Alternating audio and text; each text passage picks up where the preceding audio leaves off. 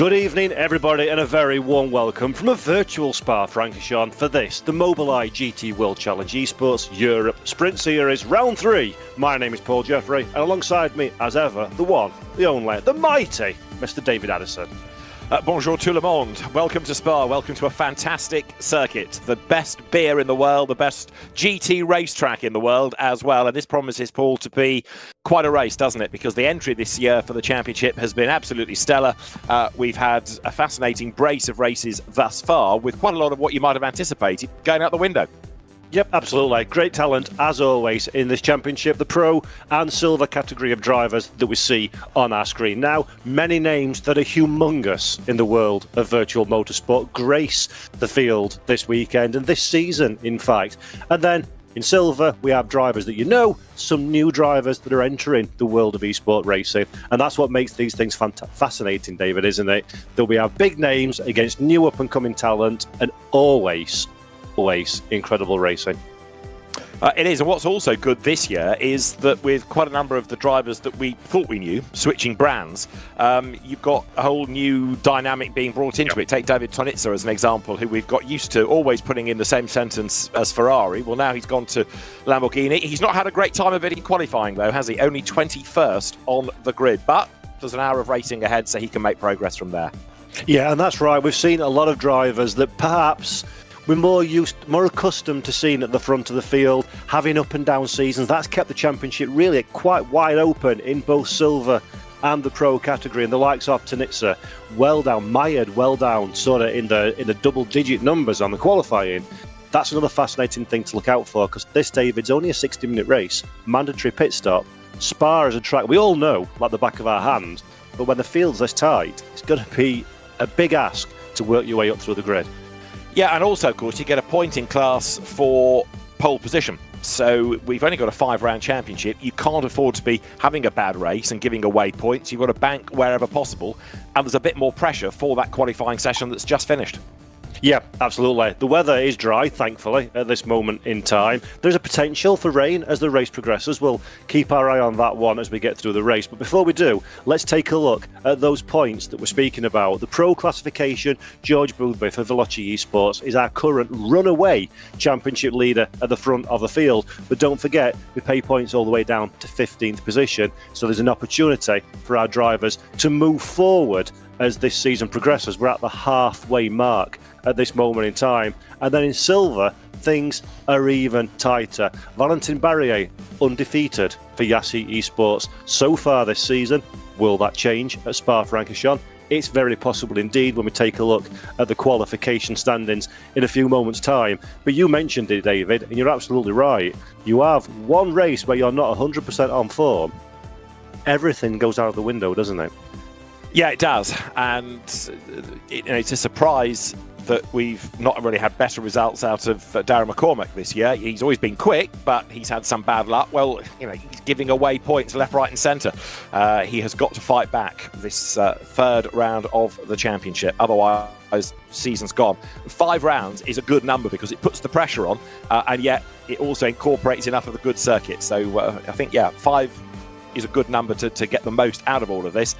Qualifying, Dominic Blyer was the fastest from Darren McCormack, Nicholas Halban third fastest from Mikhail Tauscher, then Kamil Pawlowski, and 6th fastest in 992, Maciej Malinowski in the new 720S GT3 Evo that we're seeing for the first time. However, there's an awful lot of Mercedes up at the pointy end of this grid, aren't there? Yeah, that suggests that Mercedes, very much in qualifying at least, is going to be the car to have. But in race conditions, it's not always about overall lap time. It's how well the car behaves over a stint, how strategic you are when you come and take your mandatory pit stop. There's a lot of different things, but I just want to go to qualifying for a second. Valentin Barrier, that I said has won every racing class so far, is 9th in class, David, after qualification.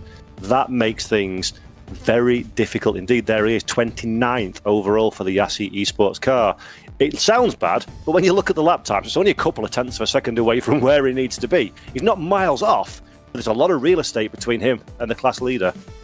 Now, George Boothby, as the Pro Championship leader, also a long, long way back, isn't he? Only 26th. So there is somebody that comes into this with, a 15-point lead, but he's got his work cut out to hang on to that because there's an awful lot of cars between him and where he needs to be. Now, we're going to start the race at round about 10 o'clock local time. That means that it is going dark. The skies are leaden. There is a 22% chance of rain as we have a walk up the hill, puffing and panting, because you start down at Eau Rouge, you walk up towards La Source. Gives you an indication of just how narrow this part of Spa is, with the so-called endurance pits on the left, with the grandstands on the right, cars dropping down off the jacks. But it could well be that not only do the drivers have to worry about light going from dusk to dark, Paul, but they've got a wet circuit to think about as well before the end. Yeah, possibly so, from dusk to dark. That's almost a really good film from back in the 90s, From Dusk Till Dawn. But looking at the grid, Dominic Blyer is your man that's on pole position from Darren McCormack in P2. Nicholas Hoburn and Michael Tauscher are third and fourth, as you say. 4 Mercedes in the top 4 runners. Kamil Pawlowski leads the charge for Audi in 5th position, just ahead of Matthias Tiskovic. Tiskovic, another driver that's had a good season, but not always the points that he was hoping for. He'll be looking for a big result. Maciej Malinowski won last time out at Paul Ricard and also attended on site at Paul Ricard as a wildcard driver. Didn't have as good a time on site, but is definitely a man on form. In 7th, Fiala in 8th, just ahead of Mikhail Stetsenko. Stetsenko, the only driver in the top 10 that sits in the top 5 in the overall point standings. So he's got a good advantage coming in to the start of this race. Michael Jonkers in 10th position, just ahead of Sherappenin in 11th. Bastian Richter probably a little bit frustrated with P12, but still, in light of where his rivals are, can move forward from there. Tommy Razia in 13th, just ahead of Tinko van der Velde. Van der Velde needs a big result this weekend to get his championship charge on the run. Dennis Schoninger in 15th, ahead of Dario Amulo. Leon Atoke, position 17th. Grantes Caracas in position 18th. Charlie Crosslin starts in 19th position, ahead of Colette in 20th. David Tanitsa, that you mentioned, David, 21st, and not even the quickest of the Lamborghinis. That's a bit of a shocker. Nils Klinkermuller 22nd, Garcia in 23rd, and then a gazillion cars still to go, and we've run out of time. We have, because we're going to be in business very shortly to get the race underway. Cars on their rolling lap. Quick word about Wojtek Fiala, who you touched on for 8th on the grid. Fastest of the silvers, that gives him the bonus point for pole position. Now he's got still quite a lot of ground to make up against Valentin Barrier, but he's going the right way about it. And if he can back up pole with a win, then that's going to really reduce that margin. So Dominic Blyer, it is number 5 in the Mercedes that will be on pole position. Darren McCormack to line up 2nd. Nicholas Hauben and Michael Tauscher 3rd and 4th. You're looking there at Darren McCormack in the Mercedes AMG Williams Esports colours. He needs to convert all of that speed now into results, doesn't he? We can say how good he is, say how quick he is, but he's got to start delivering. Yeah, it needs to convert into results, but to be honest with you, he just needs to stay out of trouble, I think, in this race. Get a result in the books. It's only a 5-round championship. He's had a disaster. Where is he? 9th in the point standings so far. 21 points against 61 for George Boothby. This has got to be his, yes, championship charge is over and done with, but there's still points to play for. There's still cash to play for as well. McCormack needs to kickstart now. Now you can see how dark it's getting. Headlights doing their bit as they come down through Bruxelles towards that left at Speaker's Corner. But for the moment, at least, the road is dry. And we're only a couple of weeks or so, if that, away from this being the scene in the real world, because the CrowdStrike Spa 24 Hours this year is at the start of July, not the end. So we're going to be there in about 10 days' time. It is a mega entry. There will, of course, be the Pro Drivers race on site. There will be the Sim Series race on site as well. It's a fantastic weekend of GT racing, and this just gets you in the mood, doesn't it? Right, pick a winner then, Paul. Who's it going to be this evening? Absolutely one of the drivers that starts this race. That's about as close as I can get, I'm afraid, looking at qualifying. It could be, we say this all the time, and you get a bit blasé almost in sim racing about this statement, but the times are so close, really, anybody could come away with this one at the checkered flag. Somebody help that man down off his fence. All right, well, let's see whether Darren McCormack can actually do it this evening, because he was good in qualifying, but he knows that the pressure is on. I suppose a lot of it is going to be down to that first point up through Lecombe, isn't it? If they can get through there safely, the right, left, right flick, then they've got a chance of surviving. Get yourself in strife there and pick up damage, your hour is cast asunder. So keeping out of trouble on that first lap, absolutely vital. Absolutely, and we've seen so many humongous accidents in the SRO world of competition at the top of Eau Rouge into Le Combe that it's so difficult. The drivers will know about this, but just like in real life, when the grid is so big and there's so many cars, if you're a little bit too conservative to keep yourself safe, then actually you're causing an accident as well. So you've got to go full beans, but you just have to have eyes on Stokes, don't you? Just pick your way through the dramas, try to take an advantage if you can. And it's I don't envy our drivers, it has to be said, coming into this opening lap. Well, we are about to go racing. They come through Blanchimont. The road starts to climb a little bit at this point towards the chicane, which I think now has officially lost its bus stop tag. It's no longer like the original chicane that was so christened the bus stop. You go right, you go left, then you go over the Formula One timing line and down towards La Source. But as is the tradition for the 24 Hours of Spa, they still use the endurance start line, because that is where the race always used to begin. The timing line, therefore the end of the race, comes here, but the start is always just round La Source. Number 5 then, Dominic Blyer, is on pole position as the cars rumble their way up towards the line. Alongside them is Darragh McCormack. Second row of Nicholas Hauben and Michael Tauscher. Keep an eye 8th on the grid of Wojtek Fiala to see what he can do in terms of keeping the silver opposition at bay. Marco Jonkers qualified 2nd, and 3rd of the silvers was Daniela Cherepenin in another of the Mercedes. So an hour of racing is about to get underway.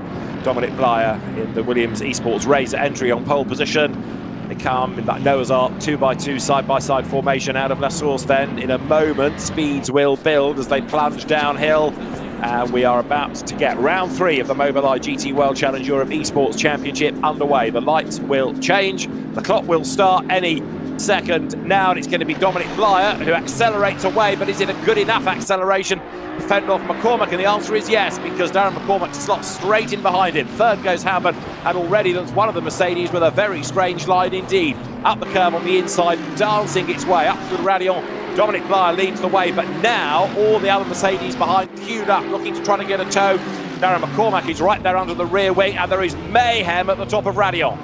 And this is exactly what we feared at the start of the show. After the receive, McCormack gets tagged from behind, so Darragh McCormack facing the wrong direction, holding station in 2nd position, completely not his fault there. Contact, spin around, McCormack's going to be carrying a lot of damage. Can he get the car back on the racetrack? But David, we said the first lap's vital. We didn't even get the first lap. We got the first portion of the lap before we see drama all the way through the field. We've got quite a few of them, I think, heading into the pit lane already with damage. Drivers bailing from the race. Michael Tauscher has dropped back on the first lap. So Dominic Blyer has a slightly larger lead, helped in part by all the dramas going on at Le Combe on that opening lap. But what does poor old Darragh McCormack have to do to buy a break? He qualifies well, he's there in the right place on the road, and bang, gets a tag from behind, as you say. The field turning its way through the pith path for the first time, but Blyer here on cold tyres building the lead.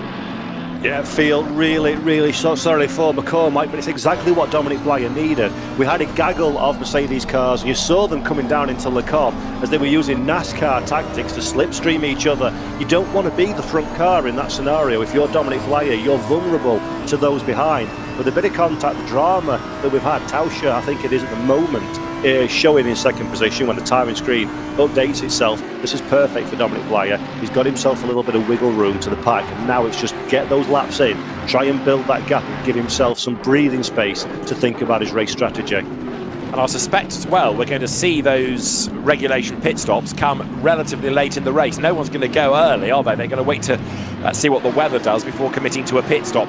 More shuffling of the pack as they come out of the chicane there up towards the timing line, as David Tonitza tries to battle his way through, and also Dario Imolo with his VS Racing by Ballas Esport Lamborghini, the VS being Vincenzo Sospiri. Dominic Blyer led at the end of lap 1 there by 8/10 of a second from Michael Tauscher. Nicholas Hauben 3rd, and then Wojtek Fiala, the leading silver, in a really impressive 4th place overall.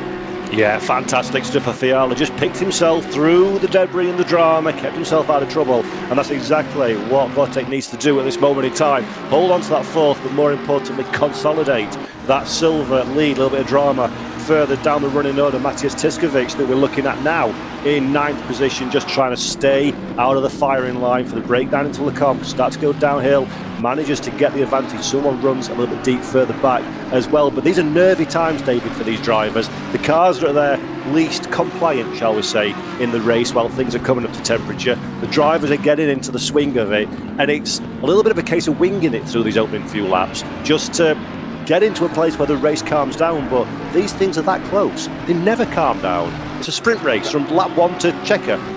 Absolutely. I mean, in a sense, it's a little bit like you've just got into the car during the 24 hours itself, behind a safety car, and then you're allowed to go, aren't you? Rather than at the start of the race. You know, all of these drivers now, with the light fading, it's as though the race has been going on for a while and they're fresh into the cars. Bastian Richter, you're looking at in 10th place then, going after Maciej Tiskovic, just up the road ahead in the Audi. But Blyer trying to build that lead. You're absolutely right, though. It is an absolutely flat-out 1 hour sprint. We see this every round of the championship, real world or in the virtual world.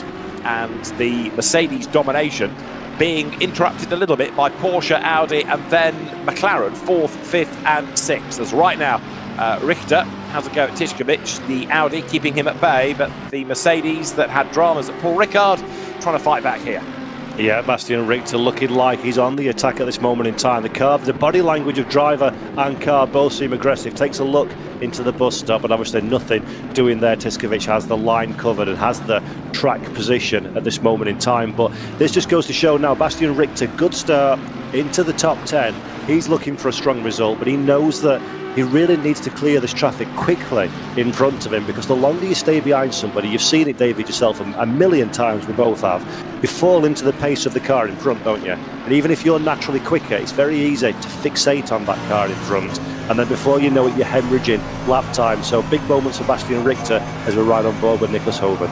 Just look how much darker it's getting. There's something about racing in the dark, whether it's a GT race, whether it's a sports prototype race, whether it's on an oval. But Nicholas Hoban then is going really impressively at the moment in that 3rd place, hunting down Michael Tauscher ahead of him. Just looking at that timing tower, and I'm getting a bit worried about the lack of Valentin Barrier anywhere in the leading places as far as silver is concerned. He came into it as the championship leader, but he is being humbled. Possibly he got caught up in the skirmishes on that one as well, because he's nowhere to be found as far as the leading 6 in silver are concerned. Yeah, Barrier, looking at my timing screen, is running down in 25th overall. So, I mean, assuming that we've got no more silvers in front, that's 1, 2, 3, 4, 5, 6, 7, 8th in class. So maybe made up one position, but this is not what Valentin Barrier is used to in this category. And for me, that's fascinating. We know that he can run away from it at the front, but can he get the elbows out? Can he dig deep and find pace when it's not quite as forthcoming? And I think this is going to be a big test of the kind of driver that Valentin Barrier actually is. In fact, I'm hearing in my ears, David, he's not 8th in class, he's 9th. Well, going back to Paul Ricard in that 2nd round of the championship, the first stint he seemed to struggle, and he was not leading from the front, and he had to really do the hard work on the pit stop, but then he came alive in the 2nd stint. Now, okay, he was in the top 3 there, he's in 9th, so by definition he's left himself with a lot more work to do here. But I suppose saying is, don't rule him out. He might have to mirror Mobileye's creativity in all of this and ingenuity in order to get himself up the order, but he could do it because we've still got 53 minutes of the race to go, and the lead gap, look, is coming down. Tauscher is catching Blyer, isn't he? He is, and 4.5 tenths of a second is very close now to getting into that pounce zone. 8 tenths of a second, you can see him in your mirrors, you know he's there, but you're not too worried coming into the braking zones. 4 tenths of a second, that's only going to reduce. So now contact further down, that's Michael Romagnoli facing the wrong direction, is it? I believe, yes it is. There is Romagnoli now, he's got the long wait to try and find a gap in traffic, get himself back on to the racetrack, is aware of those around him, so good driving from the Italian not to get wrapped up in a secondary contact after that spin, but not a good day's racing so far from Romagnoli, down in 30th position so far. Absolutely, so that's another of the silver drivers in strife. So now, fastest lap done by Nicholas Hoban. He's getting himself onto the back of Michael Tauscher, who is almost within striking distance then of Dominic Blyer. George Boothby has also retired. We understand he's left the server. So George Boothby, the championship leader, is out of the race. We'll try and find out what's the problem behind all of that. But significantly then now, George Boothby is out. All eyes on David Tonitza, therefore, to see what he can salvage to narrow that margin in the championship. Yeah, bad luck for George. Outstanding for us at home watching this broadcast, because that will certainly close the top of the table up nicely coming in to the final couple of races. But this is interesting, David. So Dominic Blyer had upwards of 1 second a few laps ago. Not only now does he have Michael Tauschke behind, but he's also got Nicholas Huben as well. So that's a three-way fight for this race lead. Okay, so as the leaders, as one, turn their way through the pith path, let's have a replay of the start. This was on board with Dominic Blyer then. The man from pole position accelerates downhill, floors the throttle, pounces and secures P1 as they wriggle their way through Eau Rouge and up Radion.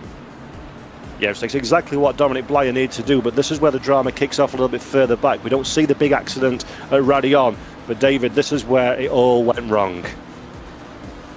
Yeah, because coming out of Radion in the midfield, all you need is one driver to go over the curb or to be a bit overly brave on cold tyres. But this up at Les Combes was where the impact for Darren McCormack came, and that spun him down the order and gave Blyer, for a few corners at least, a gap. Now I just wonder whether or not, if you look back there at the car of Michael Tauschke, that's going to be under investigation. But yes, it was everybody trying to go for the same bit of circuit, wasn't it? Tauschke and Houben getting onto the tail of McCormack. Yeah, real shame. This is what happened in the middle of the pack that was going on slightly before we saw the drama. So a little bit of contact. That's the sideways car that you saw the Audi, the Mercedes getting away with it. But then the Audi spins in the middle of the pack, and well, pick what you want out of that one, David. Several cars come to an end, and that's if that was real life, there would be a few team managers in tears and a lot of customer support people in their hands in glee for the amount of spare parts that are going to be needed, because that's a big accident with many cars involved. Probably about an hour of safety car if that were in the real world, you're right. So we've got three for the lead, haven't we? It is Mercedes, Dominic Blyer, Michael Tauschke and Nicholas Houben, and a 15-second time penalty to car number 23 for causing a collision. 23 is Matteo Vignoli. He's out of the silver class. So the stewards working their way through the first lap dramas. It may well be that there's something in the system as well for Tauschke and or Houben, given their part with the McCormack incident on the first lap. Yes, I know. 21st, isn't he? I noticed in the replay it was an Audi that made the contact with the rear of McCormack. I didn't catch the number on the side of it, so I'm not quite sure which one, but one could assume it was number 14, I'm just being told. 114, so Kamil Pawlowski was the one that made contact with the back of McCormack, which is unusual for Pawlowski. He's normally a very neat and considered driver, so obviously just the accordion effect and the dramas of the opening lap caught out the Polish driver, but Pawlowski, no doubt, is going to be getting a virtual slap on the wrist and probably some kind of penalty to go with it as well for that one. Well, he's under investigation for an incident with Tauschke on the first lap. He's also under investigation for an incident with Malinowski on the opening lap. So there's quite a lot for the stewards to have a look at there as far as 114 is concerned, Kamil Pawlowski. So it's in the post, I think, isn't it? As far as the leaders are concerned, three for the lead then as they wriggle their way out of the chicane then now. 20 past 10 in the evening local time in game. And Dominic Blyer hanging on to position, Wojtek Fiala hanging on to his class lead as well. And now, not only have you got the perils of being in a battle, but also you've got fewer reference points now because the light's going. Yeah, and that really does make a huge difference to a driver, be it real or virtual, as Dennis Schoninger trying to find a bit of space further down the running. David, battle for the lead. Absolutely right. Blyer is under attack from Tauschke now as they climb up Radion, using all of the curb way off the line, though there was Michael Tauschke. Now, if that were in daylight, that would probably be a track limit penalty, but arguably it's harder to see in the dark, but we saw it, and Tauschke actually has lost the momentum going up the hill, so Houben is on his tail, but Houben brakes a little bit earlier, and that releases Tauschke onto the tail of Blyer. So Dominic Blyer, for my money, is doing a very good job here, the reigning silver champion, of keeping these two at bay. He's not put a wheel out of line yet, at least. And despite Tauschke's best efforts, he's trying to attack and defend at the same time. He can't dedicate himself to the task of attacking, because if he leaves the door ajar, then up and past him is going to be Houben. Yeah, really good save by Tauschke, by the way, during that, over the top of Eau Rouge and through Radion. The car was massively squiddly, was the Mercedes, so great catch from Tauschke to, relatively speaking, lose little time in the fight as well. And Houben, intelligent racecraft, it has to be said, in third position. He had an opportunity to get alongside Tauschke, elected not to do so because probably he didn't have the confidence that he could get alongside, and also, quite frankly, he's happy for Blyer and Tauscher to continue squabbling away, because that could be a cheap overtake for the 22 if those two get themselves into a little bit of bother. So intelligent from Nicholas Hoban, as a 15-second penalty has been applied to the name of Maciej Malinowski down in 6th. Now, is that for track limits? Because I've not seen anything as yet appear within the list of incidents under investigation that's giving any penalties, but it is now confirmed that Malinowski does get it for causing a collision. So drama's on that first lap. So 15 seconds at the moment, given the fact we're talking tenths of a second as the margin, is a big problem. By the end of 46 minutes, the gaps might have stretched out a little bit, but right now that would really cost him dear. Now, what about fourth? Wojtek Fiala is not that far adrift of the three leaders, is he? He's leading his class, which is what he's after. He wants the points for winning there, but because the top three are all rather holding themselves up by squabbling now, that's enabling the Porsche to get closer to the Mercedes. And for Fiala, that's almost a nightmare scenario. He'd love to be as high up as he is. He loves to see the top three in front. But as you say, David, he's not in class. That is, he doesn't want to join that fight because he'll start hemorrhaging time to the cars behind. That'll bring him closer to his classmates as well in silver. So Fiala kind of hopes that calms down as Michael Tauscher now is going to get overtaken by Nicholas Hoban through into Le Con, and that's a done deal, nice and easy in the slipstream. Interesting, isn't it? Because Tauscher was trying for the lead, couldn't do it. We've got Charlie Crossland in the wars, incidentally. He's headed to the pit lane. So Hoban has a go, easily gets up into second place. What can he do about the leader? Silver watch, Valentin Barrier is up into 6th in class now. So he is making progress and edging his way forward. So it's a sort of long-term strategy, this, from Barrier. Do it over the course of the hour, not just on the first lap. So Hoban after Blyer, 0.3 of a second back. Let us see what he can do. And incidentally, there is no change in the weather forecast. Dry at least for the next half an hour. We kind of spoke off air that it'd be nice to have a little bit of rain to spice up this race.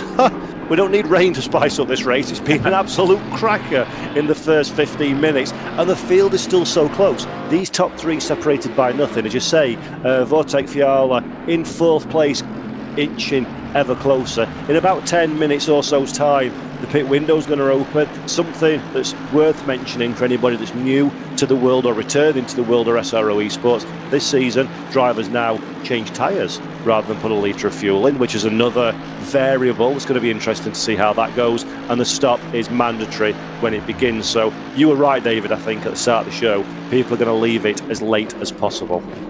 Darren McCormack chipping his way back into the mix, up into 19th place. Dominic Blyer then from Nicholas Hoban coming up towards the end of the lap.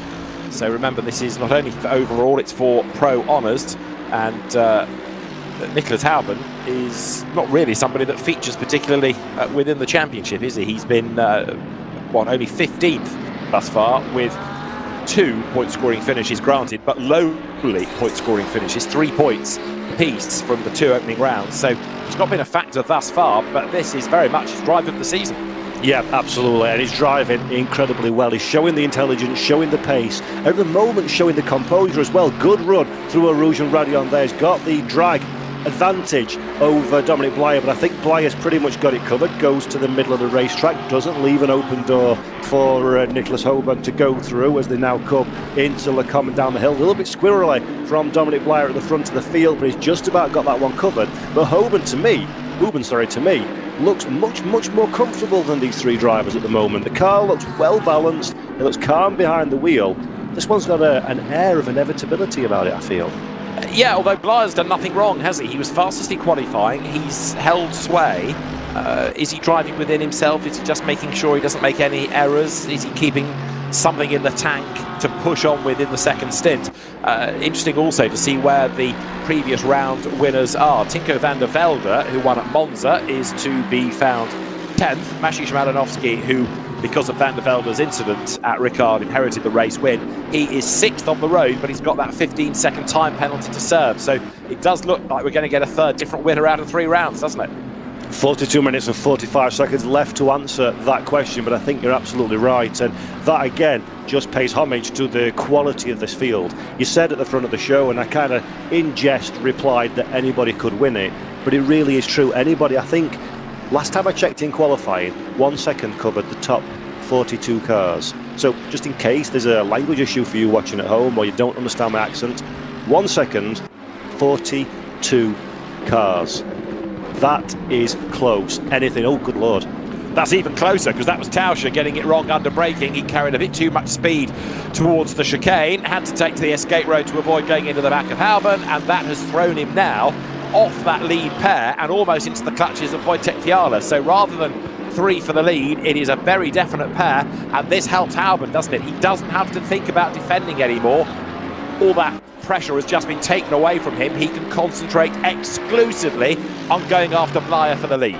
Yeah, this is a gift from gods now for Nicholas Hauben. As you say, absolutely no pressure from behind. He can afford now to really go for it, and we've seen how aggressive he's looked in this race. This, no doubt, is going to be the opportunity for our second place man. And now Wojtek Fiala in the Porsche is thinking, oh, what do I do about this situation? So let's see how that one goes as Hauben runs a little different line from Dominic Blyer, a little bit more conservative. Blyer starting to feel the pressure and using all of the racetrack to extract the lap time from the number 5.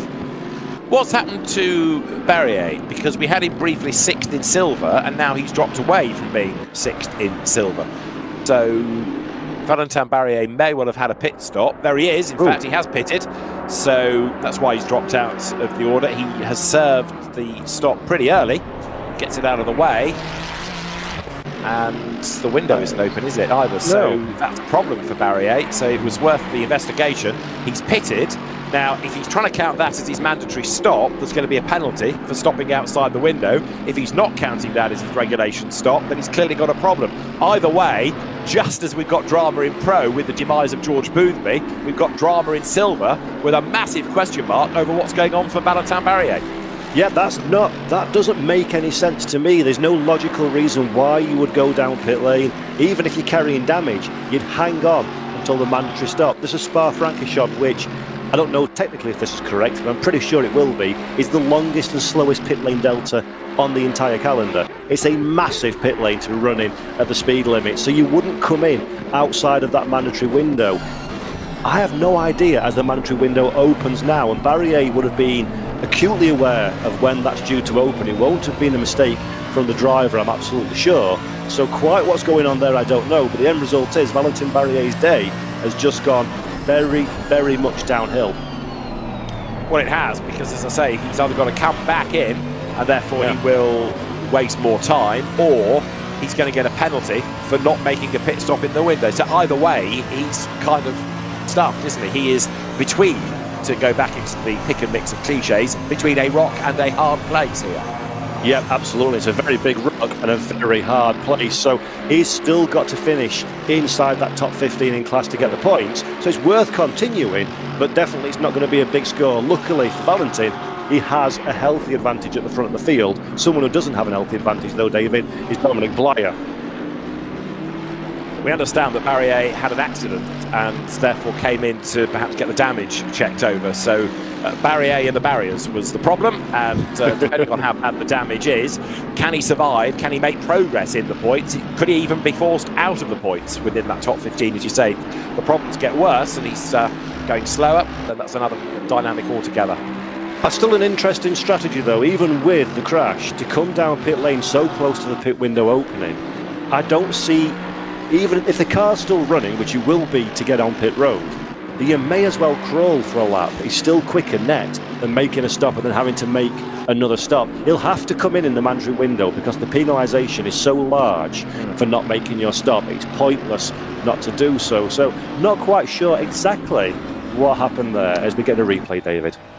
This is Barrier, I think. So let's find out who did what to which and to whom. So you're heading down towards Eau Rouge and turns up the hill, rides the curve, Ooh, and hello. bang!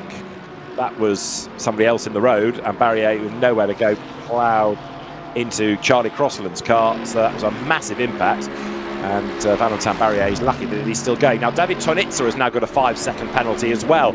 So, Tonitza, who's meant to be benefiting from George Boothby's travails, has got his own problems. Not only is he 20th overall, and that's going to be, what, about 15th in class, but he's copped a 5-second penalty. You know, if you're George Boothby, you must think, what have I done right this season? A nightmare event, a retirement, and then it seems like all of your immediate championship challengers are doing their best to score as low as humanly possible in this race. So Tanitsa, as you say, 5 seconds, he'll take that during his mandatory stop. The car will be stationary, an additional 5 seconds to serve that penalty. But already, Tanitsa so far down the running order compared to where we'd expect him to be. He's not going to overhaul Boothby anyway in the point standing. So for George, this is the best result possible, although we've still got the likes of Statsenko in 7th. I mean, Tanitsa at the moment is going to be lucky to score any more than 1 point. Nicholas Halban having a red-hot go at Dominic Blyer into Lecombe. Then this is the second element where you go left, then it's right. Let the car run out wide to the curb on the outside of the road. Get it straightened up again down to Bruxelles. Highest point of the circuit, this, and then finally, to everybody's blessed relief, it goes downhill. And Dominic Blyer under attack from Nicholas Halban out of Bruxelles. This is Speaker's Corner. Go left, further down the order. That's Tinko van der Velde, then the winner at Monza. And van der Velde 5th in the championship coming into this race. And van der Velde's having a quietly effective race, as I say that one. Almost skirts into the barrier, manages to walk the car back onto the racetrack, but then opens himself up to Yonkers behind. But van der Velde's having a quietly effective race, not pulling up any trees at this stage, staying out of trouble, but importantly, very much in touch with those cars ahead of him. And we've seen 1,000,001 times in this series, pit window, pit strategy often helps some drivers jump up the running order quite significantly. So I'd be quietly satisfied if I was van der Velde, especially because the new Ferrari doesn't seem quite quick round here.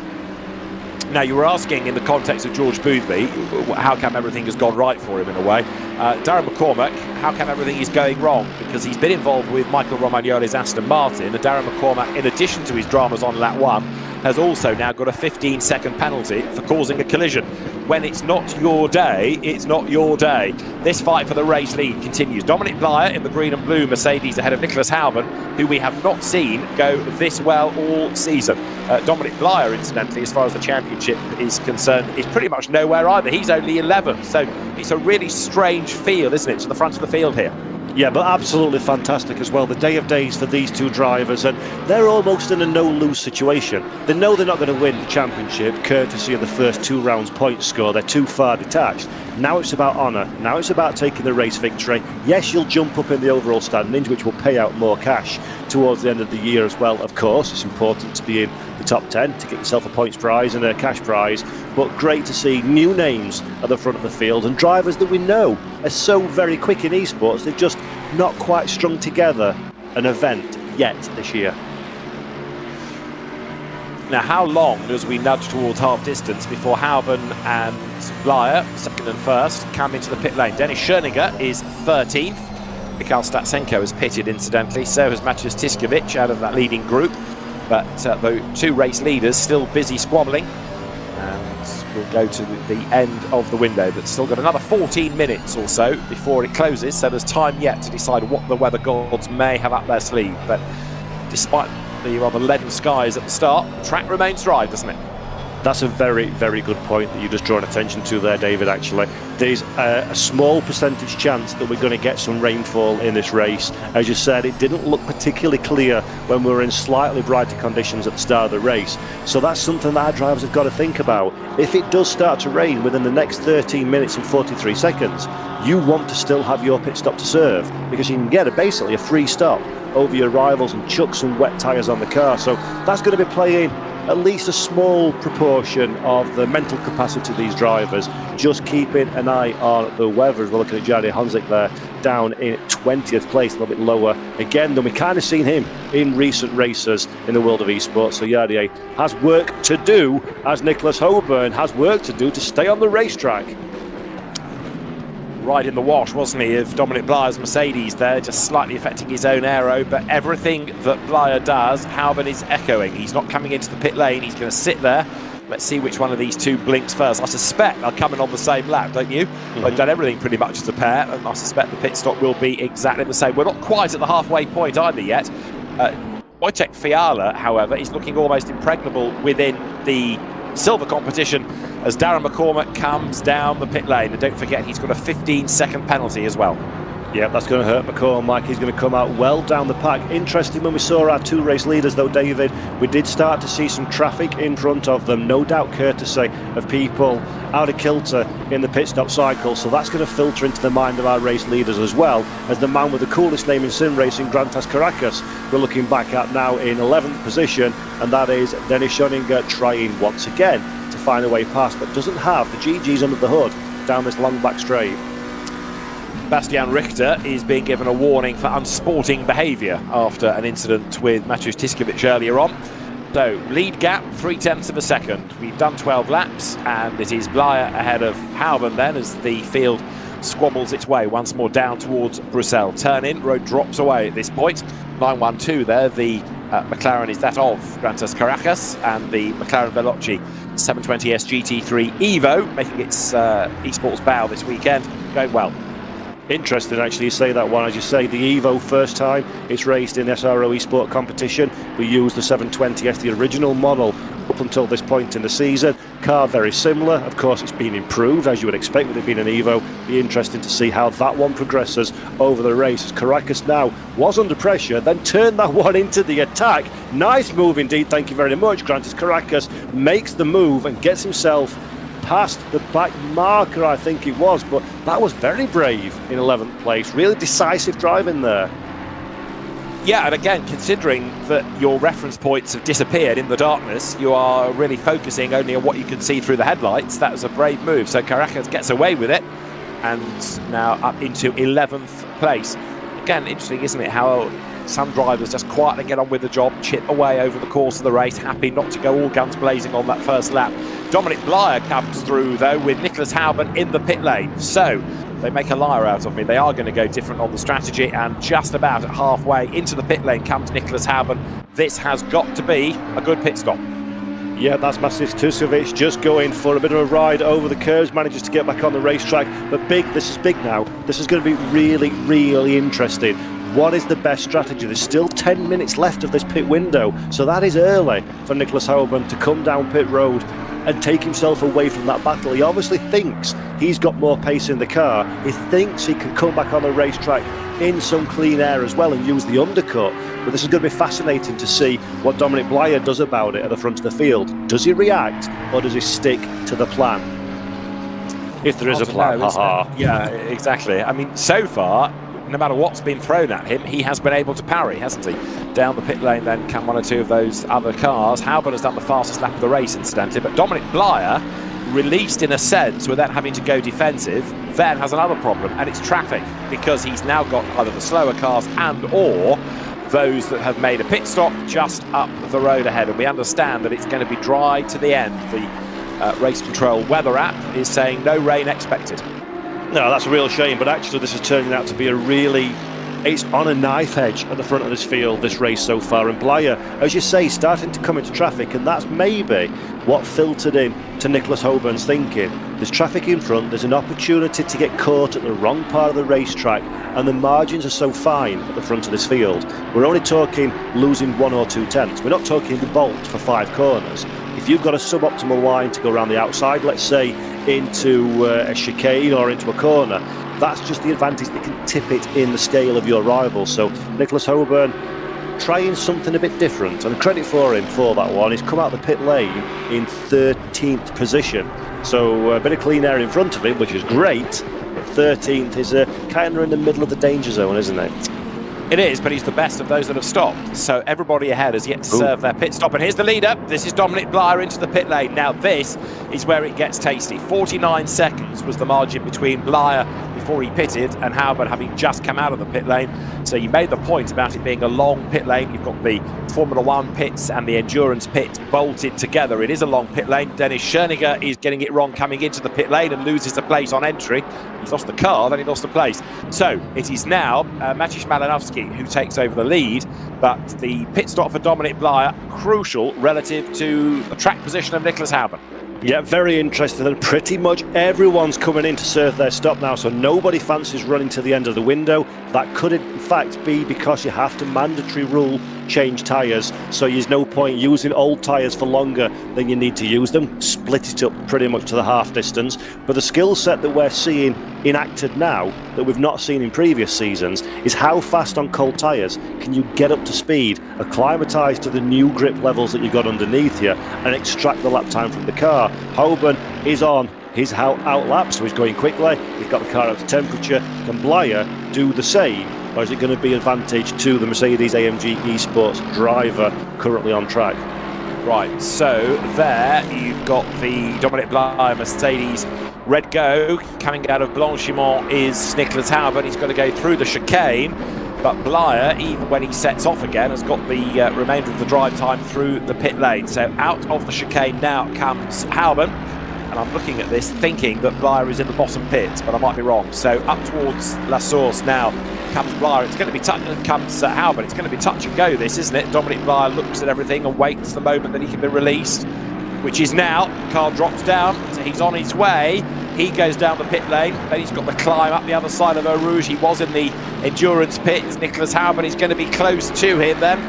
Back onto the circuit will go Blyer, but he can't yet accelerate fully because he hasn't got across the white line to the circuit. Now he does. There is Nicholas Hauben, who's got the momentum, and Hauben is going to be close to Dominic Blyer, but is he going to be able to make a move? Yes, he is. He's got the momentum, he's got the outside line, and he's got the lead. Fantastic.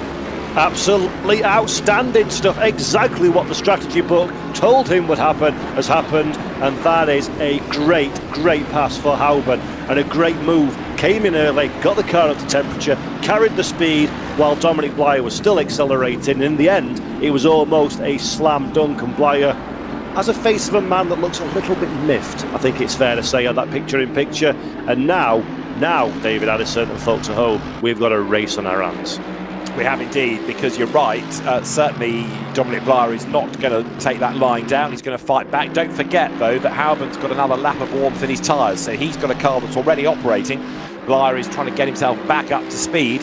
Darren McCormack, we've lost, by the way. He has been in the pits, as we saw, and he's been there for 6 minutes and hasn't gone back out again. So another bad day for the Darren McCormack Mercedes. No points from this race. There's another 5 minutes of the window. There's another 25 minutes of the race itself.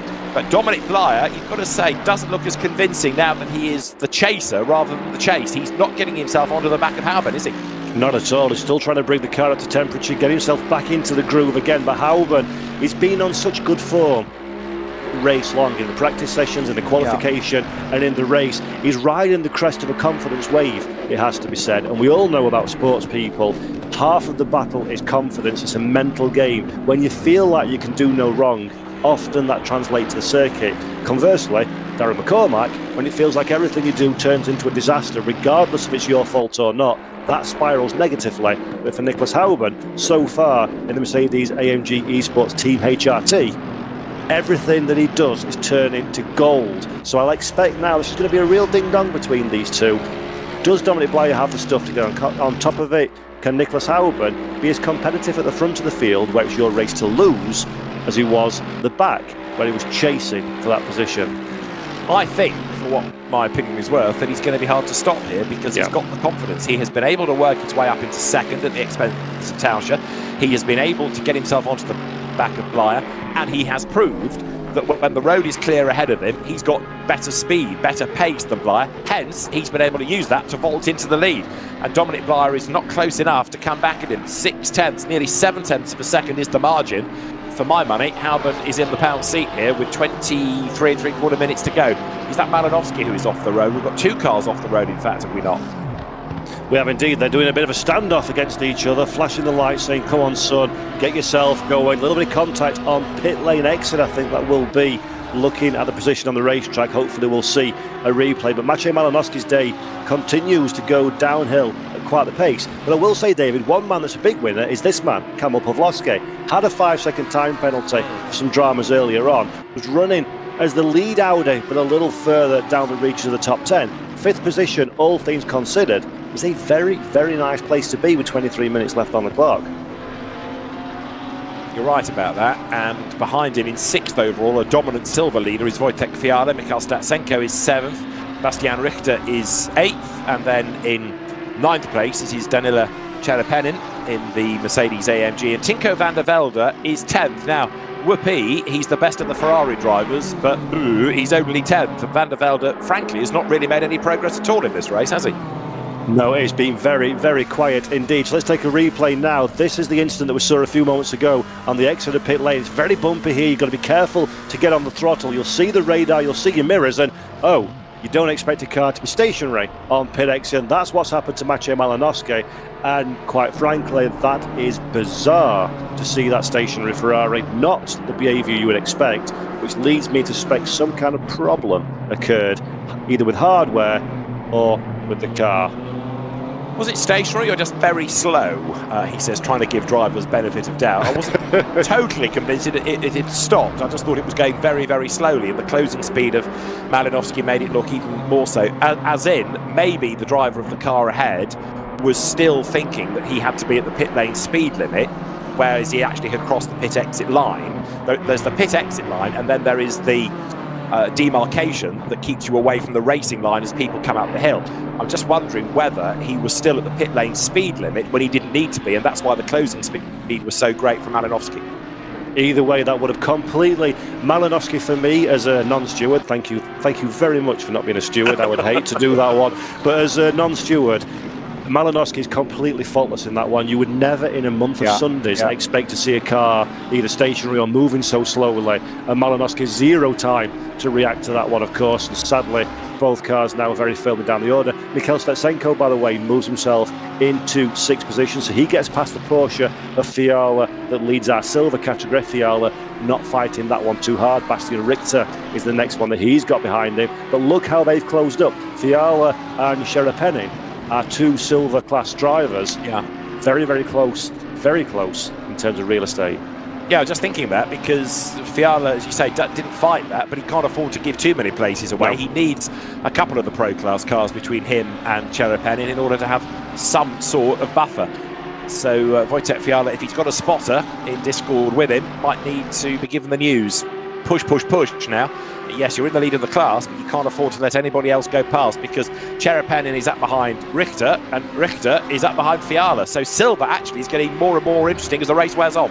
It really is, and Cherepenen is a driver that personally I'm not very familiar with, not really seen him racing many times in different competitions that I've been a part of, so he's very much an unknown. How aggressive he is, how fair he is, and how hard a charger when he comes on song, how he sets his car up. And I'm sure if you're the likes of Fiala, you've perhaps got the same level of familiarity, which makes life so much more difficult, as our current race leader Luke Salvo comes down pit lane, the last of our drivers on the track, to serve their mandatory start with just the window closes, actually, so right at the death.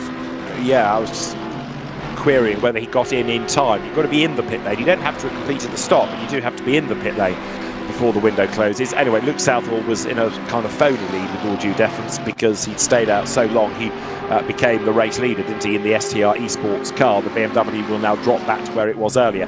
Now, having said that Hauben was in the pound seat, Dominic Blyer has not given up. He has brought the gap down, only by a Nat semi-crotchet, but he's brought it down. Mikhail Tauscher is 3rd. 4th is still Kamil Pawlowski. Mikhail Statsenko is 5th. Bastian Richter is up into 6th. And that now leaves the silver battle together. Fiala and Cherepenen as one. And 420, the Porsche there, Wojtek Fiala, now very definitely exposed.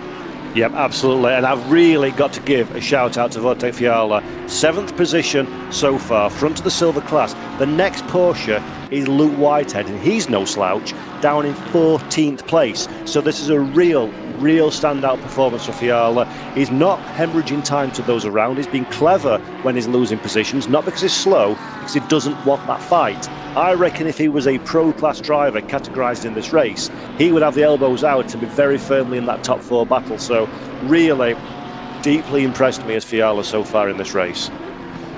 But is he going to impress us enough by being a class winner? He's totally focused on the job in hand, but so also behind is the car in the hands of Daniela Cherepenen, the SMP Racing Esports car.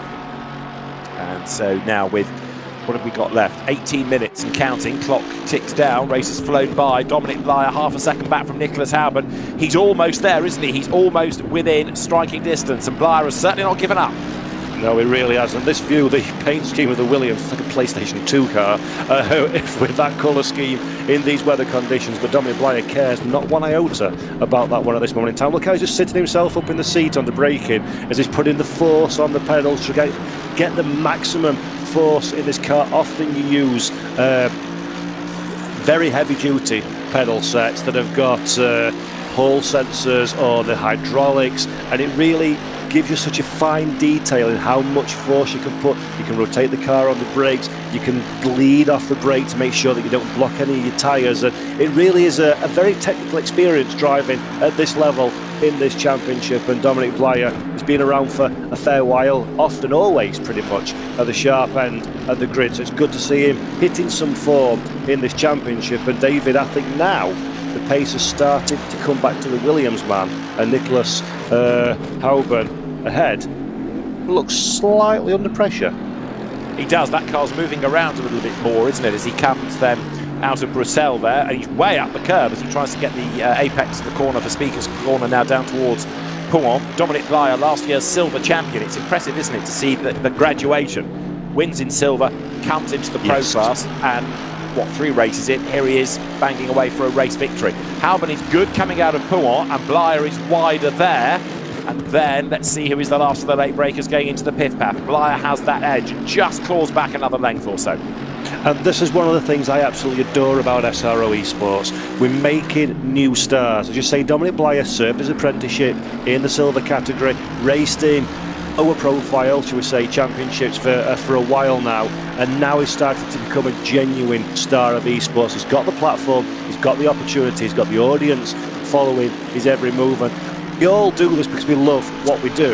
And it's great to see the likes of Dominic Blyer and other less, and I don't want to say less established because they're stars in their own rights, but drivers that are not the regular names becoming very seriously embedded in this ecosystem, and it's fabulous to see.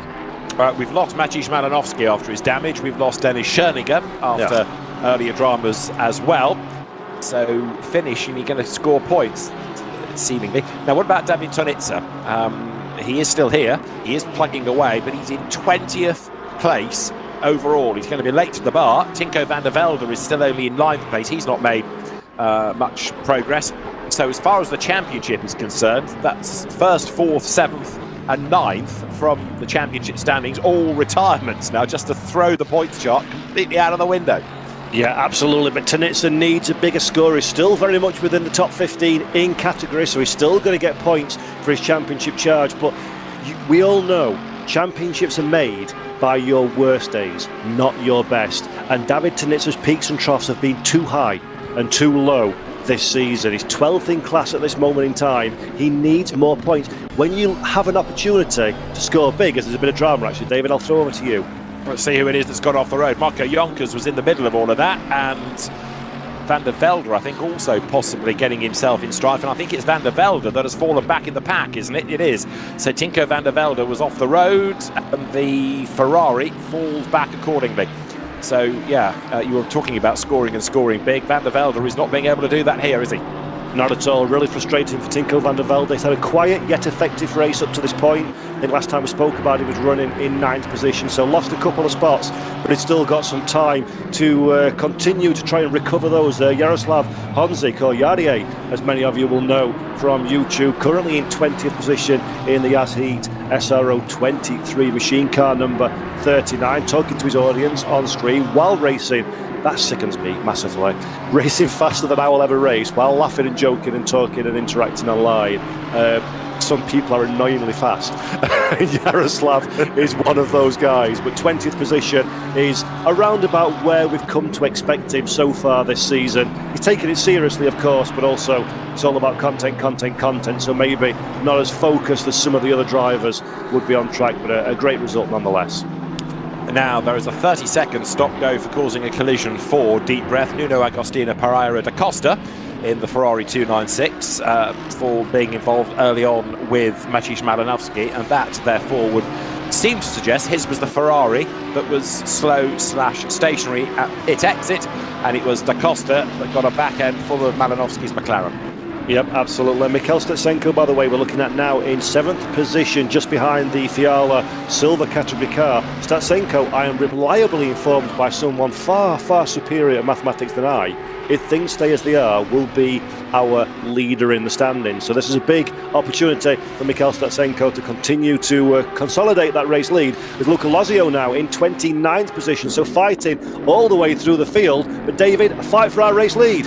And now Blyer has got himself up alongside Nicholas Hauben, and he's got himself back ahead of Nicholas Hauben. Fantastic racing between the two Mercedes, and Dominic Blyer, with 12.5 minutes on the clock, fights back, gets himself back up front, and now it is up to Nicholas Hauben to try to do to Blyer what has just been done to him. Fastest lap of the race now to Bastian Richter. These two holding each other up by squabbling. So Blyer back in front, but can he get away? Because we saw earlier how good Hauben was sitting on his tail. Right, folks at home, if by any chance you are wearing a cap, I implore you to doff it to Dominic Blyer, because that was a very nice overtake indeed. Good pass in its own right.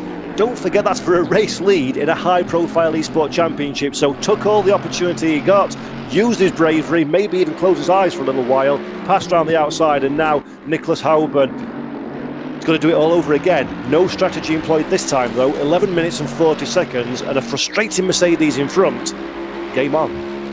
Interesting to know though, isn't it, why Hauben lost that pace, because I know that there was never a massive gap, but he had, having jumped ahead in the lead, just edged away. Blyer maybe was a bit more circumspect, but he has been able to put together good laps, so he was able to get a 10th here, a 10th there, catch up onto the tail of Hauben and then jump ahead.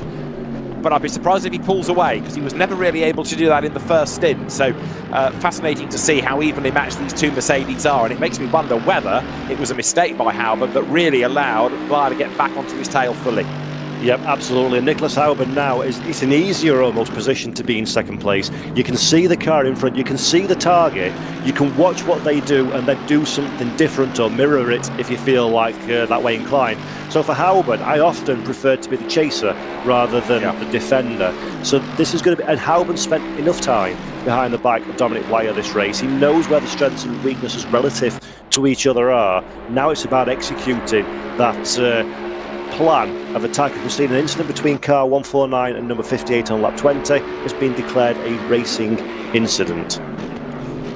The other reason to doff your cap to Dominic Blyer is, I come back to the point about nighttime racing, fewer reference points. You've got less idea of the width of the road. Everything feels different in the dark, and yet the bravery was still there. He was able to make that move. So look at this battle pack turning through a little bit further down, including Stetsenko, championship leader elect. But yeah, really good stuff that by Dominic Blyer, but he's got to hang on in there for another 10 minutes. Yeah, we've got the last 6th of the race to go. Yeah, well, the cars are going to be getting tired now. The drivers are going to be getting tired. They're running low on fuel, so the balance will change in how the car behaves. When the car is heavy, it's a little bit more cumbersome, a little bit more requirement to get it turned into the corner. Sometimes more stable on corner exit, but now it's lighter, it's more on its tiptoes. Everything feels more direct, more dramatic, twitchier, harder to get the power down, harder to point the car in the right direction and keep it on the line in which you want it to be on. And when you're driving at the absolute limit, these shifts in balance, these little changes make a massive difference to the outcome of your race. None of our top 3 in this race have been in the top 3 in a previous round, so it is, as we said earlier on, a very different looking leaderboard. 9 minutes are on the clock. Stetsenko still battles through in that 7th place. Another hat tip to Bastian Richter, who's not necessarily been one of the stars of the season, but he has done the fastest lap here in his efforts to get himself up into 5th place. And look how good it is for Mercedes. 4 out of the top 5 are all from the 3-pointed star. Yeah, that's a good conversion from qualification, where the top 4 drivers in quali were in the AMG Mercedes-Benz. As Tinko van der Velde now goes side by side to put a lap on a fellow Ferrari. So Van der Velde recovering from the incident at Le Mans that we saw a few laps ago, and is now very much in the conversation with the cars ahead. There's a couple of silver class cars ahead in fight, so not ideal to be wrapped up in that area. But look at the traffic, David. You don't know whether you're racing these people, or I don't know anyway, and I'm commentating, whether you're racing these people or lapping them. This is a real pressure time for every one of these drivers, isn't it? It is. You are utterly dependent on having somebody in your ears telling you who you're racing with, and hoping that the people that you are racing with knows what battle they're in, whether they are fighting you, whether they're in the same class, or indeed whether you're lapping them. Tinko van der Velde, I've got to say, has been a little bit undercooked in all of this, and so too has the Ferrari. Just has not had the pace as a brand, has it? Van der Velde, I'm sure, has done his absolute best, but the Ferrari has hardly been the quickest of cars around here. No, absolutely. The two cars that he is racing are silver category cars. Marco Yonkers being one of those silver cars. There he is, 203. Gets out of the way, does not fancy being involved in that one as a Ferrari. Backs out of the scene as well. And it's so difficult that when you're in that scenario, if a car's letting you pass, they've got to be absolutely perfect in how they do it and where they do it. Make sure they're transparent in their moves, otherwise you can very quickly get wrapped up into an accident by someone just trying to get out of your way, and that's where Tinko van der Velde is at this moment in time. Grantas Caracas keeping him company in 11th place. Michael Romagnoli, that we're looking at, had some drama, was facing the wrong direction half an hour or so ago, but he's recovered nicely into the lower reach of the top 20, I think he is. But Nicholas Huben, that we're looking at now, is starting to drop back just fractionally from Dominic Blyer. Now also things have been shuffling a bit within silver, because briefly we had Marco Yonkers up into second. Now he has fallen back again behind Danilo Chalapenin. Albon is coming back at Dominic Blyer, so up towards the timing line they come, but Blyer has not put a wheel wrong. Maybe his pit stop wasn't quite as good as Hauben's, I'll grant you, and Hauben was really good on his outlap and his first flying lap, but despite all the pressure, look at this, so close at La Source, all the pressure that Blyer has been under, he's like a sponge, he just soaks it all up and he's not put a wheel wrong. Yep, that's superbly impressive to see. It looks like Hauben is a little bit more aggressive on the brakes, has a bit more confidence slowing the car down than Dominic Blyer in front of him. But Blyer, this is important. What you often get in these scenarios is the driver in front defends fresh air. When there's never going to be a move, he'll go to the inside line, be super defensive, and that will slow him down. Hauben, trying to encourage that behaviour, just shows his nose to the inside, but Blyer is master of his own destiny at the moment, and he really knows where his car is, where his rival is, and how to behave in the situation. So really very strong from Dominic Blyer, actually. Intelligent racing, very professional. Right, you're Nicholas Hauben, and your accent's changed a bit, but this is your day of days. You are not in the championship fight, you're in second. This might be the best opportunity that you have all season of a win. Do you throw everything at it, or do you just settle for second place? Everything. You don't know when you're going to be at the sharp end of the grid in a race like this one. As you say, Hauben very much not in the championship contention. 15th position so far in the standings, a grand total of 6 points to his name. You've got to. You do not know if you're going to be there again. Exactly. So this is still game on. I would agree with you. I think he is going to have another go, as there is in 11th place Grantas Caracas going through the McLaren. So Nicholas Hauben, not only is this the best shot at a win, but he'll also be pretty miffed that he's lost the lead that he had early on. He drove really well to jump into the lead, only to lose it against Dominic Blyer. So he's got another opportunity. We're into the last 5 minutes then, so he's got to be clever about this. Of course, it's a long lap, so there aren't many laps to get in before the 5 minutes are up, and it's now 4.5. And it's frustrating for Hauben, actually, because I know the mentality of these drivers, having done it myself. As you say, it's his day of days. He's having his best result. He should be very proud of everything he's achieved. But because Dominic Blyer passed him, this will feel like a race lost, not a second place won. And that is so hard as a driver, that you don't want your best day to be lathered in disappointment come the checkered flag. So Hauben very much still has an opportunity to find a way past, still has some pace in that Mercedes, and out of the two I would rather be Nicholas Hauben at this moment in time, because Blyer can only lose the race at this point. Hauben can only win it. Well, Dominic Blyer is going to take some unseating. Just under 4 minutes of the race to go. There's certainly going to be one more lap at the end of this. They might even squeeze 2 more out of it. You're riding on board with Blyer. You're looking back at the similar car, the Mercedes AMG GT3 of Nicholas Hauben. And then in third place, it is Michael Tauscher, who was, of course, second earlier on, made that mistake at the chicane and has never really been able to fight back. So he's rather in no man's land. He's 3 seconds away, about 2 seconds up the road from Kamil Pawlowski fourth. Bastian Richter is fifth. And now, look, Hauben, more speed into Brussels, but then that means that he has to let the car wash out a little bit. And so Blyer is still 2 lengths up as they head downhill towards Rouen. Yeah, Hauben just seems fast in all the wrong places, doesn't he? Carrying too much speed into the corner, compromising himself on corner exit.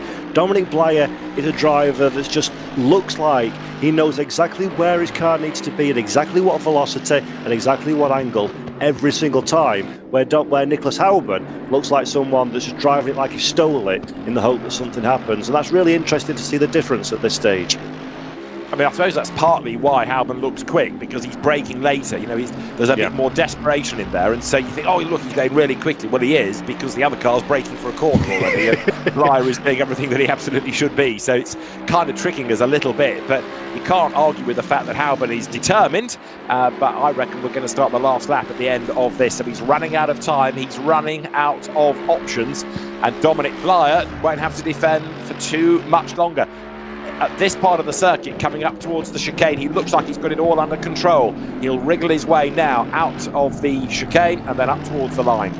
Do you know something, though? This is interesting, actually, from Nicholas Hauben. This is almost a bit of strategy. To go back to what you were saying about accelerating and braking at different points, we've got an overview in the comms box. We can see the broadcast, so we can see that's what he's doing. You don't have that level of insight if you're Dominic Blyer. And if you're suddenly going, oh, crikey, there's a car really close to the back end of me in a braking zone, that unseats you, that unsettles you, because he's not being quote-unquote consistent or expected. So you kind of almost a little bit thinking, oh God, what do I have to do to accommodate this chap behind me? So that's actually maybe quite an interesting tactic from Hauben, that do the unexpected, put Blyer under pressure.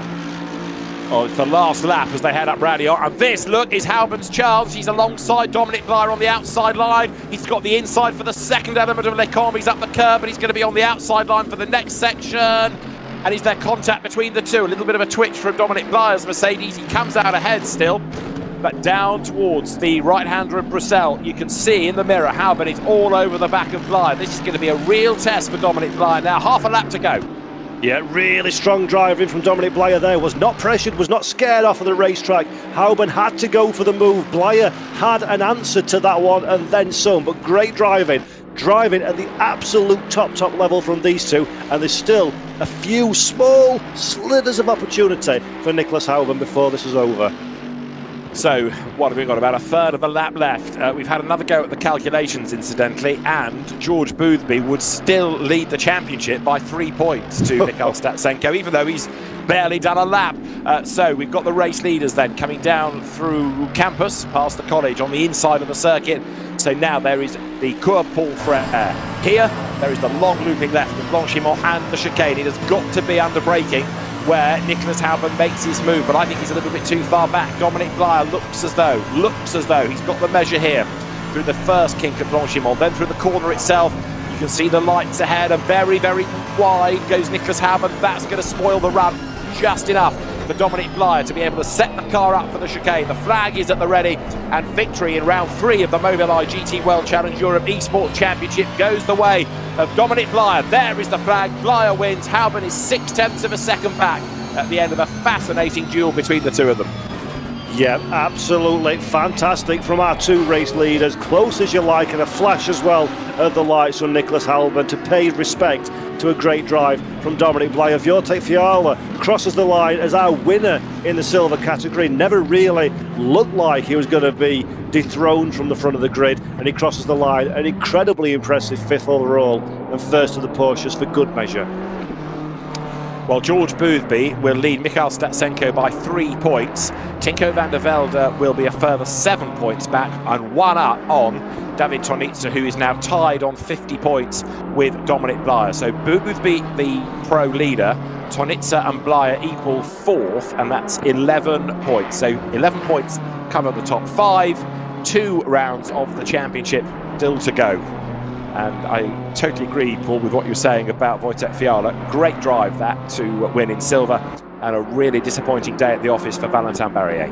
Well, a massively impressive performance there from Dominic Blyer to take the race victory and to vault himself from absolutely nowhere in the championship standings to be joint 4th position level with somebody at the talent of David Tonitza, and still only 11 points away from the championship lead. So very, very firmly in that conversation heading into the final two races. This has been an incredibly good day's work for Dominic Blyer, and I'm looking forward to seeing how euphoric or not he is when we speak to him in a few minutes' time. It'll also be interesting to hear the thoughts on racing in those night-style conditions and how much of a difference that made as to the opportunities, to the style of driving. And just to illustrate how spectacular racing in the dark is, this is the dynamic picture of the day. Looking at the back of Nicholas Hauben's Mercedes chasing Dominic Blyer. You've got the old buildings of Spa on the left. You've got the sparks flying on the right. I'll tell you, you can smell Spa. You can almost taste the beer looking at that. That sums up Spa and GT3 racing at night perfectly. Yes, it really does. Very emotive shot there. Great stuff from Dynamic, who are, of course, the imaging partner for SRO Esports, and really sums up the atmosphere of what has been a cracking race, it's fair to say. And then, oh, there you go, cover your eyes, it's daylight again, as the picture shots. But we had some standout performances, I think, all the way through this race, didn't we, David? In the silvers, in the pro, at the front of the field, at the back of the field. I think it's fair to say that all gazillion drivers that took part today can be rightfully very pleased with their day's work. Well, I mean, bearing in mind that we were saying Dominic Blyer wasn't really in contention because he was struggling in the first two rounds and now he's only 11 points back. He's had a great day at the office. Yeah. Wojtek Fiala likewise. And again, even those drivers like David Tonitza, like Tinko van der Velde, that were purely outperformed, outpaced, they still persevered. They still took points because you never know how vital they might be with only two more races to go. Yeah, those that stayed out of trouble, those that scored points, those that persevered for the hour, even in adversity, can pat themselves on the back for sure. Yeah, and that's what it's all about in this championship. You have to bring your A game. You have to be full of pace when you come into these races. But as I said during the broadcast, championships are won and results are scored at the end of a year, not on your best result, on your worst result. And I think that's very much the case now. But we've got Dominic Blyer to have a word with. So, Dominic, congratulations on an outstanding win. And let me get the elephant out of the room before we move any further. Tell me about that last lap. Hello, everyone, and thanks for congratulating. I don't know what happened on the last lap. I need to watch replay, but I know I overshoot turn one, so Niklas have opportunity to attack me. Was very fun race. I was pushing to the limit the car, and yeah, we get the win, so I am happy. It was an outstanding race from our point of view, and interesting in the pit window for the strategy of who stops first. Were you covering Nicholas during that pit window, or was that always the plan to stop around that kind of time? Yeah, I covered him like one lap later, but I don't know, he was quick enough to on the out lap, so he overtook me, and then we have a really good fight, so yeah. Now, I'm never very good at maths, even worse at it when it comes to a live broadcast, but that victory moves you up into 5th position in the standings on 49 points, so 12 points off the championship lead. Did you have ambitions to come in and win this one before the race? Did you think you'd be in this position come the checkered flag, especially in terms of the championship? Be honest, no. I didn't expect that at all. So yeah, I am very happy with that. Yeah. So, sorry, carry on. We will push even more. So yeah. Tell our audience at home and us in the commentary box then, what does it feel like to be a race winner in the Mobileye GT World Challenge Esports Europe Sprint Series? Yeah, it's very satisfying because it's my first win here. So yeah, it gives me, for sure, will give me the motivation for the next races, and I hope we will be longer here. Well, Dominic, I've enjoyed commentating over you for a long time now, all the way back to the AM Series. So, brilliant race, really pleased for you, and congratulations on an outstanding performance tonight. Thank you. Thank you very much. So, Dominic Blyer is the Pro Class winner for Williams Esports Razor, and he has been faultless, David, hasn't he, all the way through? Yeah, I mean, again, we were saying it during the race. It's worthy of repetition. We did not see him locking up, bouncing over curbs, getting it sideways. For the whole hour, he was under pressure. Initially, from 2 drivers, then it became that race-long duel with Nicholas Hauben. Just an outstanding performance, as it was in silver. Yes, it was. So Wojtek Fiala is the winner of our silver category. 2 Williams cars winning. Wojtek, congratulations. How does that feel for you? Thank you very much. Thank you very much. Honestly, right now I can't really express my emotions because it's like 30 degrees outside and I'm just so done. I basically can't move right now. So, but yeah, of course I'm really happy for the win. Pace was way better than expected. Honestly, didn't expect to be up there with basically all the pro cars. So yeah, I'm happy for that. Actually, that's a good point I want to ask you about. You were 5th overall. Well in the middle of the pro car fight. How difficult is that for you to manage? Do you race for position, or are you thinking always about your classification in silver? Basically, if anyone from pro cars got behind me, I just let them go if they were very close, because there's just no point fighting. Fighting would be just timeless for both of us. So I was just trying to play it smart and let some people from pro class go if necessary, and yeah. So the Porsche, you were also by far and away the most competitive Porsche in this field. Where did you find the pace from the car? Where's that come from? It's a bit of a shocker for all of us. To be honest, I don't know. It's just trying to do my best. That's it. Just quali was really, really good. I honestly, I didn't expect to be up there, even in quali.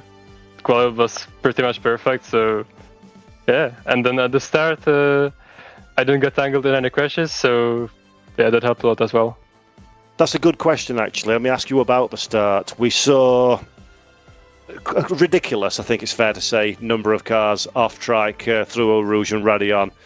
How close were you to the drama? What was that like, those opening lap for yourself? Well, luckily I was up front. I think I started P8 or something. So there was a bit of a crash into turn 2. And I just took it really safe because I knew that all the silver cars were more behind me. So yeah, I just took it really safe, drove around everybody who was off track, and it worked out super well. And my last question, I'll let you get off and celebrate in a moment. Any words that you want to say to family, friends, fans at home and the team before we let you go? Yeah, definitely thank you to my team, because honestly, the progress that I've made for the past 2 months, if I wasn't in Williams, there's no chance I would have been here. So definitely thanks to my team. Brilliant stuff. Congratulations on an absolutely outstanding performance and a well-deserved silver class victory. Wojtek Fiala, thank you very much. Thank you again. Thank you very much. And that's another very, very pleased driver. And it always surprises me, David, when you sort of see a lot of these drivers never showing a chink in their armour. Yes, it was a great race. He admitted there he is finished. He's boiling red hot where he is, and that took everything. Yeah, I mean, again, a bit like Blair's drive, there was a huge amount of effort put into that from Wojtek Fiala, and you could argue that it's harder for the silver drivers because they are, debate, not quite as good as the pros. That's why they aren't pros. So they're having to concentrate that a little bit harder. They're still developing. It was a race that all kicked off at Les Combes on that first lap. You're seeing the replay of it now. But yeah, in Wojtek Fiala and Dominic Blair, we certainly have 2 worthy winners, their first wins in the championship this year. It's been a really topsy-turvy night. It's been the halfway round, and I think it's been a pivotal race, hasn't it? Because come the end of the season, lots of people, I reckon, will point at this race as the turning point, the tipping point of their season. Yeah, couldn't agree more. We came into this one sort of praising Valentin Barrier for his dominant start to the championship. Is anybody going to be able to beat him? Yada, yada, yada. Looking at the quick mental maths, Fiala now has 91. Barrier has 75. So he's gone from a dominant championship leader to someone that's got a real difficult job in front of him. And only 2 races in which to claw back that momentum. So we go to the Nürburgring next, and the championship is well and truly alive, that's for sure. Yep, it really is. And then I suppose all that's left now is to say thank you to Mobileye, Fanatec, AWS, Pirelli, AK Esports, SimGrid, SRO Esports, and of course, Assetto Corsa Competizione. Thank you to David Addison for putting up with my incompetence for the last hour and a half, and most important of everybody, thank you all to everybody watching at home. It's been a pleasure to have you with us during this broadcast, and make sure you come back again on the 19th of July for the Nürburgring. Thanks for watching. Take care, and bye-bye.